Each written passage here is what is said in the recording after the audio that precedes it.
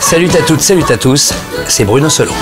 Votre tout premier souvenir d'enfance? C'est un voyage en Écosse. J'étais tout petit et c'est le premier souvenir presque sensitif parce qu'en fait où je ressens encore quelque chose, à savoir des piqûres de moucherons qui nous attaquaient dans un camping où nous étions avec mon papa et moi. Ma sœur n'était pas encore née, donc je devais avoir 5-6 ans.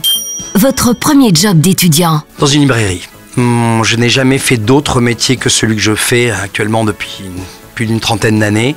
Et avant, je n'ai jamais travaillé ailleurs que dans les librairies parce que ma passion des livres m'a toujours poussé je crois que l'idée d'être dans les livres, d'étudier les textes, de les regarder, d'imaginer un jour, j'espérais tellement les interpréter, me fascinait tellement que j'ai jamais vraiment quitté les bouquins. Donc j'ai travaillé dans beaucoup de librairies à Paris. La première fois que vous vous êtes appelé Bruno Solo? Grâce à Yvan. Parce que lui, pour le coup, il a un nom grotesque véritable, puisqu'il s'appelle le Bollock, ce qui veut dire comme les couilles en anglais.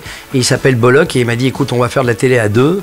Donc un duo qui s'appelle Bollock et Lassalle, qui est mon vrai nom de famille. C'est pas terrible. Yvan et Bruno, ça fait un peu chez Michou. C'est pas terrible non plus, on va pas y croire. Donc il faut que tu trouves un nom. Et donc j'ai réfléchi et je me suis souvenu qu'en 77, quand j'avais... Oh mon Dieu! Quand j'avais 13 ans, est sorti un film qui m'a beaucoup marqué, qui s'appelait La Guerre des Étoiles.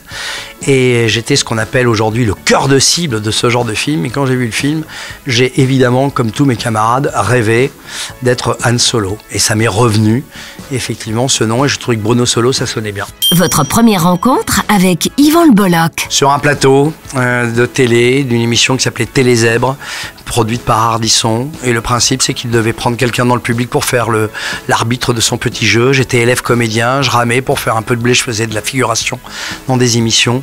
Il m'a repéré en train de faire l'imbécile avec un copain et il m'a demandé d'être l'animateur, enfin l'arbitre de son jeu.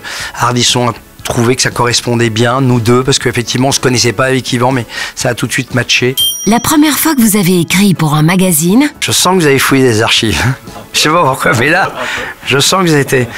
Bon, alors, la première fois que j'ai écrit des fausses lettres d'hommes et de femmes, fausses lettres fantasmées pour un magazine qui s'appelait Union, qui est un magazine érotique où il y avait des lettres, bon, il y avait toujours les mêmes trucs, les mêmes schémas, un peu genre, elle a sonné à ma porte, elle est venue demander du sucre, et voilà, nous avons fait furieusement l'amour sur la machine à laver, où le plombier est arrivé alors que ma machine fuyait, et on inventait des pseudo-histoires parce qu'ils recevaient effectivement des vrais courriers de lectrices et de lecteurs, puis de temps en temps ils étaient un peu justes et ils demandaient à quelques rédacteurs qui nous appelaient, on était payés à la pige pour écrire, donc on se marrait parce que l'imagination était totalement débridée, nous permettait de raconter et de dire n'importe quoi sans qu'il y ait possibilité de vérification, puisque c'était signé toujours avec évidemment juste l'initiale d'un prénom hypothétique dans une ville qu'on inventait en fonction, quoi.